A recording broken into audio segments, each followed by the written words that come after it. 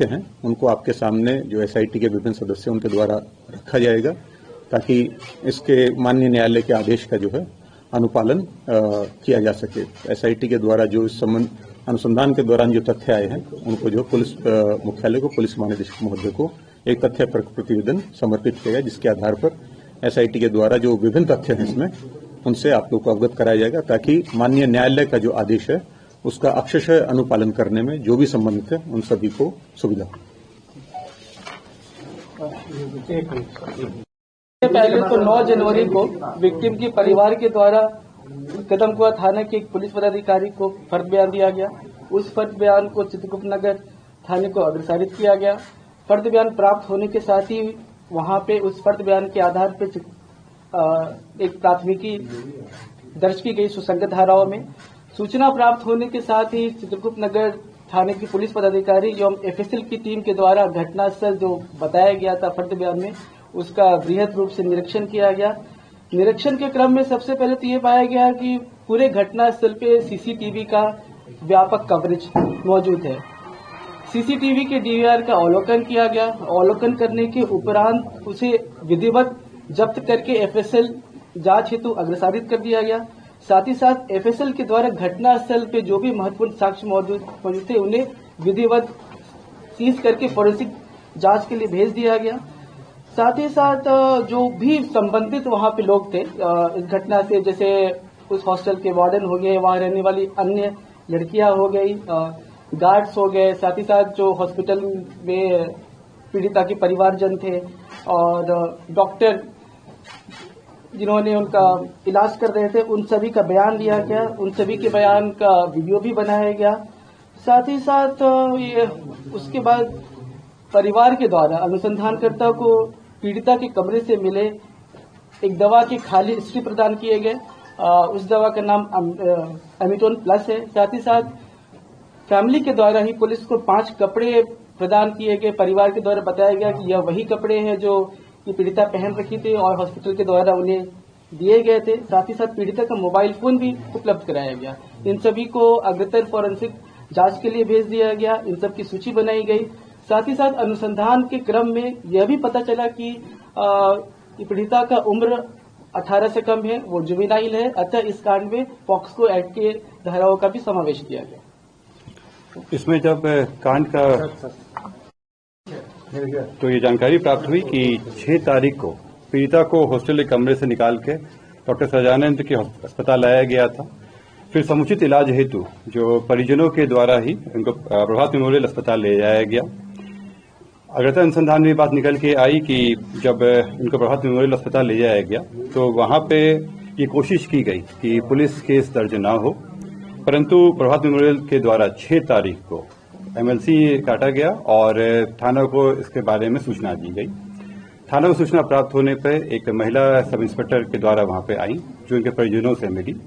परिजनों के द्वारा बताया गया कि जब वो होश में आएंगी तब इनका अपना बयान दर्ज करके अग्रता कांड दर्ज करेंगे वे लोग। महिला सब इंस्पेक्टर के द्वारा वहां के परिजनों को नंबर दिया गया अपना कि अगर कुछ भी इसमें कहना चाहते हो तो आप लोग इस नंबर पर कॉल करके बताएं। 9 तारीख को सब इंस्पेक्टर को फोन आता है और वहां पे जाके फिर फर्द बयान दर्ज होता है और जैसा बताया गया कि इसमें कांड दर्ज किया जाता है। क्योंकि इसमें जब 6 तारीख को सब इंस्पेक्टर के द्वारा विजिट किया गया था और उसमें जो कदमकुआं थाना में प्रभार में जो चल रहे थे उनको तुरंत इसके बारे में सूचना चित्रगुप्त नगर थाना प्रभारी को देना चाहिए था और जो चित्रगुप्त नगर थाना प्रभारी उनको भी इसमें कार्रवाई करनी चाहिए थी, इसलिए उन पर अभी अनुशासनिक कार्रवाई की जा रही है। पीड़िता दिनांक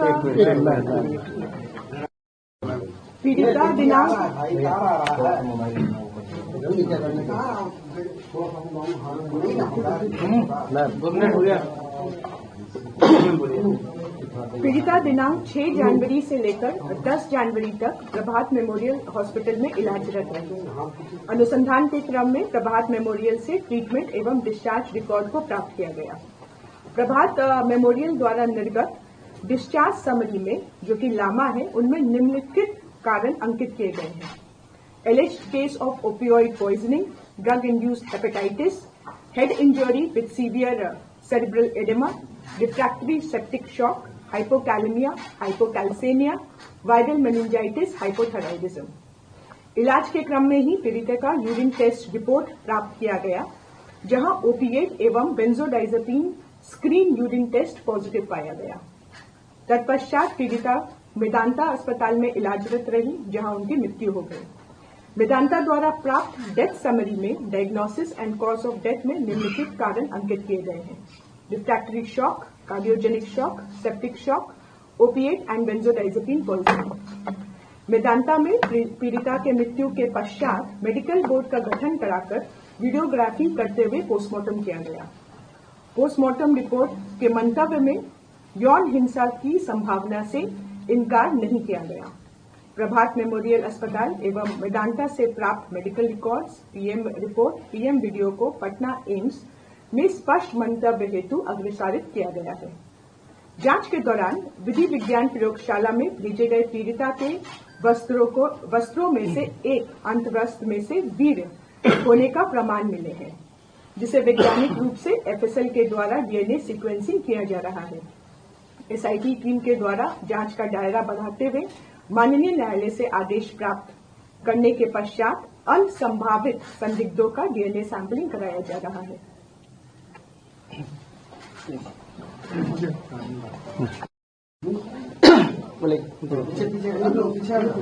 एसआईटी के द्वारा अनुसंधान के क्रम में यह बात निकल कर आई कि 27/12/25 को विक्टिम अपने फैमिली, जिसमें उसके माता पिता और भाई है, उसके साथ पटना स्थित हॉस्टल से जहानाबाद एक गाड़ी से जाती है, स्कॉर्पियो गाड़ी से। इस बात का सत्यापन फैमिली मेंबर्स के बयान से भी होती है।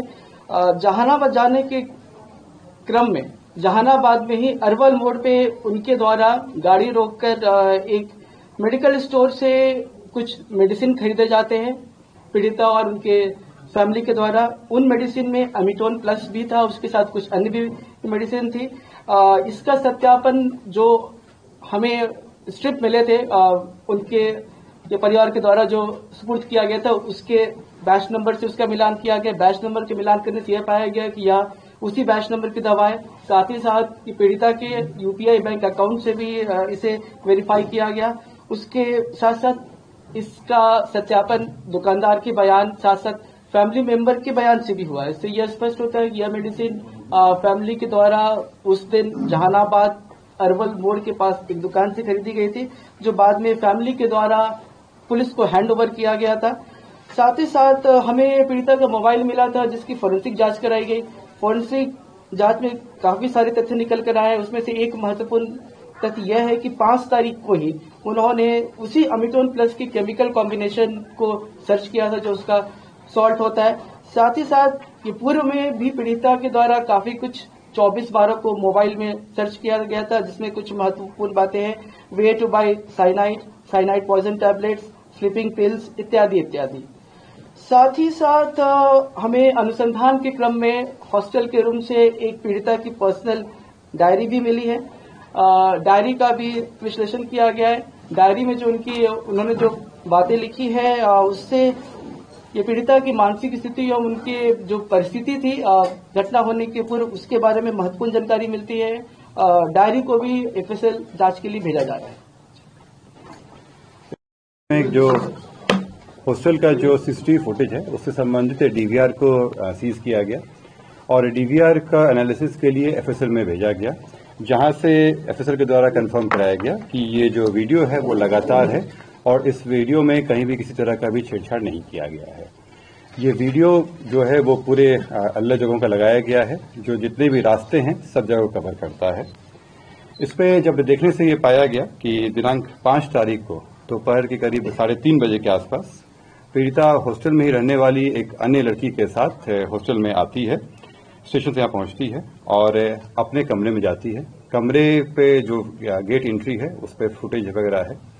इसमें दिखाया जाता है कि वो केवल 2 बार 2-2 मिनट के लिए निकलती हैं, जो बाथरूम जाती हैं और वापस आ जाती हैं, और उसके बाद कंटिन्यूअसली जो है वो अपने कमरे में ही रहती हैं।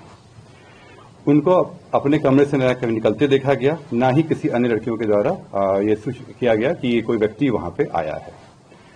घटनास्थल का वहां का जब भौतिक निरीक्षण भी किया गया है तो पाया गया कि ये जो कमरा है वो 3रे फ्लोर पर स्थित है और अंदर में एक छोटी सी खिड़की है जिसपे जाली लगी हुई है और कमरे में आने के लिए केवल एक दरवाजा है जो सामने कॉरिडोर से आता है, जिसपे सीसीटीवी आच्छादित है। इसमें जब आगे एनालिसिस किया गया तो देखा गया कि 6 तारीख को सुबह में करीब 9 बजे के आसपास हॉस्टल की वार्डन जो आती हैं वो पीड़िता को नाश्ता करने के लिए जगाती हैं, परंतु वह अंदर से कोई जवाब नहीं आता है। पुनः दोपहर में 3:50 बजे लंच के लिए जब नहीं आती हैं तब वार्डन के द्वारा वहां पे अन्य लड़कियों को जमा किया जाता है और इनके द्वारा नाम लेकर वहां के द्वारा खोलने की कोशिश की जाती है। वहां के बगल के गार्ड के मदद के द्वारा दरवाजा तोड़ा जाता है और तोड़ के उनको निकाला जाता है। इसमें जब इसके पहले में देखा गया तो पाया गया कि जो पीड़िता हैं वो 5 तारीख को दोपहर के 3:05 पे पटना जंक्शन पे पहुंचती हैं और पटना जंक्शन पर जिस ट्रेन से आती हैं उस ट्रेन का उन्होंने एनालिसिस किए।